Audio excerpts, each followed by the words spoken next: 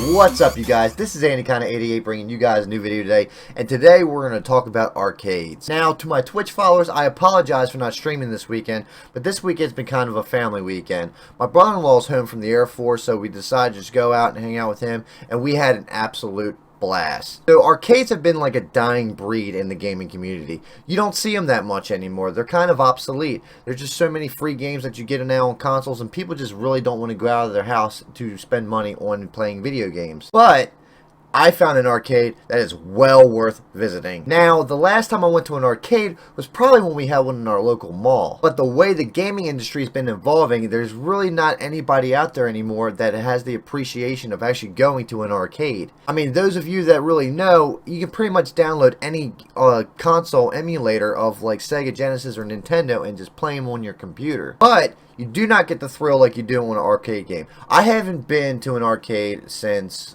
I was probably 11, 12 years old, because there isn't any of them around me, and I finally found one a few hours away. They had Mario, they had Mortal Kombat 2 and 3, they had one of my favorites that were on Sega Genesis, the Avengers. An hour flew by before I even knew it. Now here's the thing, with this arcade, I didn't have to sit there and pump in a bunch of quarters. They have an awesome way on how they charge you for playing these games. So you go in and you can either pay $5 to play for a half an hour, or you can pay $9 to play for an hour, or you can pay $25 and play everything all day as much as you like.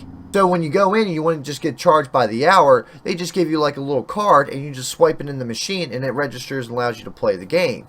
Now, it's not like you swipe and then they charge you for that game that you're playing. No, they're just like, keeping track of how long you've been playing and stuff like that, I guess. An awesome system. But the thing that got me about this place is they had consoles, they had Atari, they had all kinds of games. I mean, everything from old school Skeetball to, like I said, the old MKX games to Pac-Man, all the old retros. I was actually stuck with Frogger for probably a good 45 minutes before I even knew it.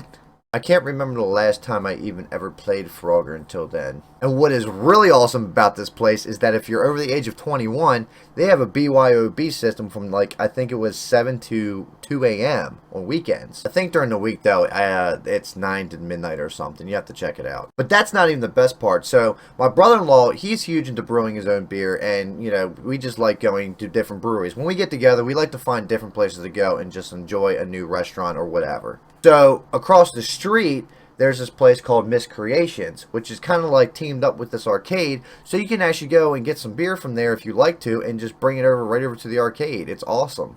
I mean, check this out. They had nothing but pinball machines on one wall and the first-person shooters on the other. And I figure I'd show you some images of a couple retro games they have. I mean, there's no way that I can sit here and justify how big this place is. The one first-person shooter I was particularly excited about was this one. They had the Terminator 2 by Midway, and that game was the shit when I was a kid. I mean, they had nothing but, they got the robots, the T-whatevers, and they're just running next to the vehicle, and you got to, like, shoot the gun and everything and reload and try to annihilate them while you're trying to get away. I had a blast with this game. And of course, I had Mortal Kombat 3 and 2 right next to myself, which I was kind of stuck with those. It was kind of funny, because I never really was able to do a fatality on an arcade game when I was younger. I just couldn't get the concept with the joystick and everything. Not to mention, like, I'm not a very tall person, so when I was a kid, I could barely see above the buttons and whatnot. So hitting all the directions and trying to hit the right stuff was just too hard for me. But I was able to do it this time, and I had a kid walk by me. He was just like, whoa! I did the Liu Kang fatality where, out of nowhere, this is how bad of a gamer I am. Like, out of nowhere, I just remembered how to do Liu Kang's fatality where he turns into the dragon and bites the guy in half, and I just had this kid in awe. But guys, here's the pricing. It's freaking awesome. I mean, if you guys are ever in the Hanover, Pennsylvania area, please go check these guys out. I felt like this the whole time. Just the whole time. I was just so ecstatic. It was just freaking awesome.